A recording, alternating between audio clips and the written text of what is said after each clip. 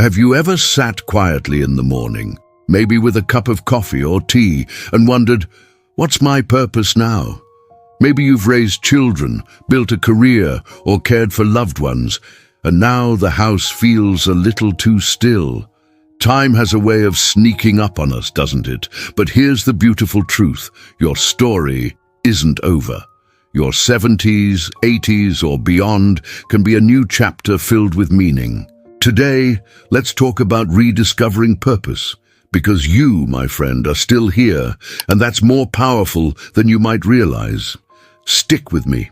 You know, purpose doesn't always mean big gestures or grand plans. Sometimes it's in the small, quiet moments that make your heart feel full. I want to share a story about a woman named Clara, who's 78 and lives just down the road from where I grew up. Clara spent decades raising 3 kids and running a small bakery. After she retired, she felt invisible. The kids had their own lives, the bakery was sold, and her days felt like they stretched on forever. Sound familiar? One day, Clara was tidying her attic and found an old box of recipe cards, her grandmother's handwriting, faded but still there. She smiled, remembering Sunday afternoons baking with her. Instead of tucking the box away, Clara decided to try something. She started baking 1 recipe a week just for herself. Then she began sharing cookies with her neighbors. Soon, those neighbors were knocking on her door, not just for treats, but for stories. Clara's little kitchen became a gathering place again, and she found herself smiling more than she had in years. Clara's story reminds me that purpose often hides in the things we already love.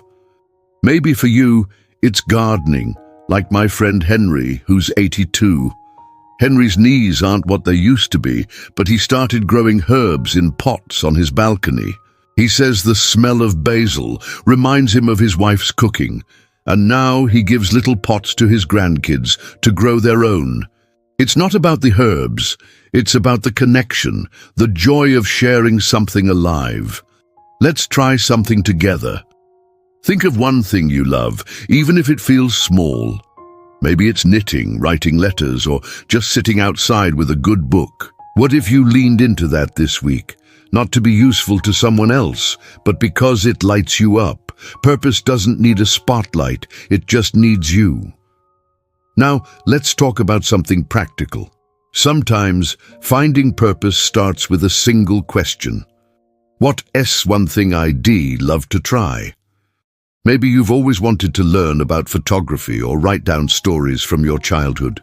My friend Margaret, who's 76, started a journal last year. She didn't think anyone would care about her stories, but she wrote anyway. About her first job, her favorite dance hall, the time she snuck out to see Elvis in '57. She laughed, telling me, "I'm my own best audience now."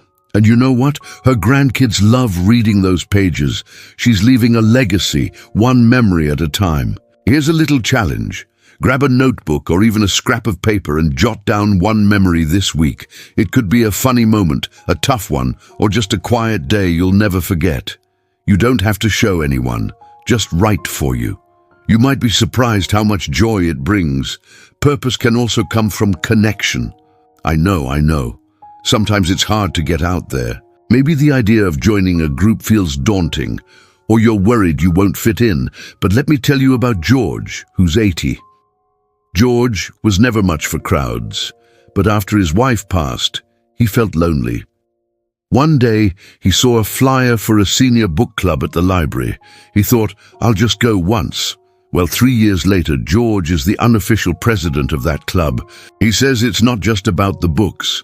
It's about the people, the laughter, the arguments over whether Jane Austen is better than Dickens. He found his people, and it all started with one brave step. If you're feeling a bit shy, start small. Maybe say hello to a neighbor or call an old friend. You don't have to do everything at once, just one little step. You're not invisible, and someone out there would love to hear your voice. Here's a little humor for you. My friend Betty, who's 79, says aging is like being a teenager again. You're figuring out who you are, but with better stories and worse knees. She started painting last year, even though she swore she had no talent. Her first painting looked like a lopsided apple, but she hung it on her wall anyway. Now her apartment is a gallery of lopsided art, and she laughs every time she shows it off. Betty taught me that purpose isn't about being perfect. It's about showing up for yourself. So what's one thing you've always wanted to try? Maybe it's painting, singing, or even dancing in your living room to that old radio station. Give yourself permission to play. You've earned it. Let's wrap this up with the truth. You are enough, just as you are. Your purpose doesn't depend on what you did yesterday or what someone else expects. It's in the way you smile at a stranger, the stories you carry, the small joys you create. You don't need a pension, a big house, or a full calendar to matter. You matter because you're here and your life is still unfolding. So, here's my question for you. What is one small thing you could do this week to feel a little more like you? Maybe it's planting a flower, writing a memory, or just sitting outside with a cup of tea, listening to the birds. Whatever it is, do it for you. You're not alone in this, and your story is still being written. If this spoke to your heart, we'd love to have you with us. Hit that like button, subscribe, and let's keep this conversation going. Share your thoughts in the comments. What's one thing that brings you joy? Until next time, take care and know that you're seen, you're valued, and you're enough.